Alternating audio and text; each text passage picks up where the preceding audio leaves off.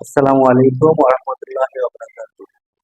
Dear student, এটা বীজগাণিতিক রাশি, নবম দশম শ্রেণী বীজগাণিতিক রাশি শর্ট ম্যাথ।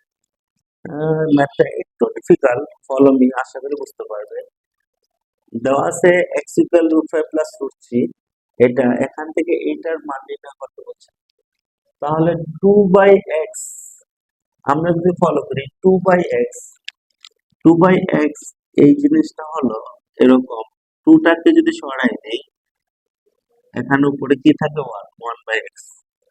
তাহলে এখানে আমি প্রথম ওয়ান বাই এক্স এর মানটা বের করি, তাহলে অঙ্কটা করতে আমার সহজ হবে।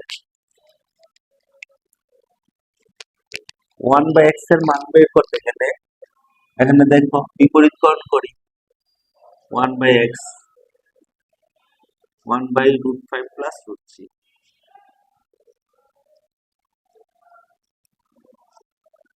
আমরা বীজগাণিতিক রাশির অঙ্ক করার সময় সবসময় ফলো করব, নিচে যে চিহ্নটা থাকবে এইটার ঠিক বিপরীত চিহ্ন দিয়ে লবহর গুণ করবো। Root five plus root three,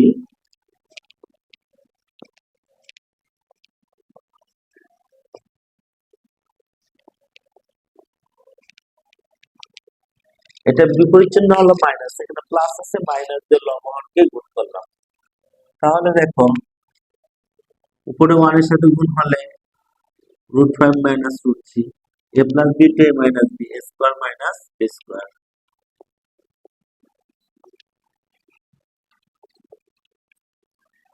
root five minus root three, five minus three,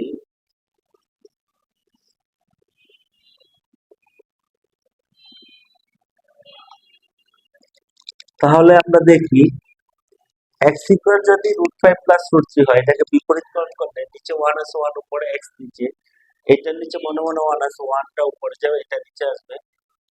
আমি তো একটু আগেও বললাম যে এখানে যে চিহ্নটা থাকবে ঠিক তার বিপরীত চিহ্নটা দিয়ে লবহর গুণ করবো। এখানে প্লাস আছে, আমরা মাইনাস দিয়ে লবহর গুণ করি। যদি মাইনাস থাকতো প্লাস দিয়ে লবহর গুণ করতাম। তাহলে এখন দেখো ওয়ান দ্বারা এটাকে গুণ করলে এটাই, এখানে A plus B to A minus B, square minus B square. তাহলে দেখো রুট আর স্কোয়ারে কাটা গেলে ফাইভ, মাইনাস রুট আর স্কোয়ারে কাটা গেলে থ্রি, ফাইভ থেকে থ্রি বাদ দিলে কত, টু। তাহলে root five minus root three by two, এটা বের হলো ওয়ান বাই এক্স এর মান। এখন এখানে উত্তর কি চাইছে, টু বাই এক্স।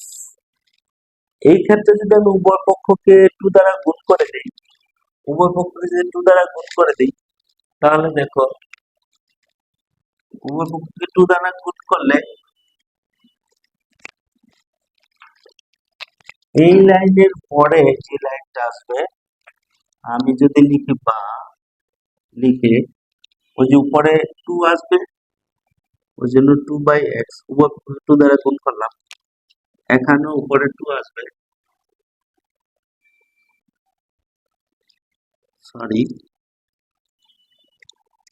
নাও ঠিক আছে, আর নিচে তো টু। দেখো এখানে ওয়ান, উভয় পক্ষে টু দ্বারা গুণ করলে এখানে উপরে টু, এখানে উপরে টু, আর এই টু এবং টু যদি কাটা যায় তাহলে আসতেছে root five minus root three.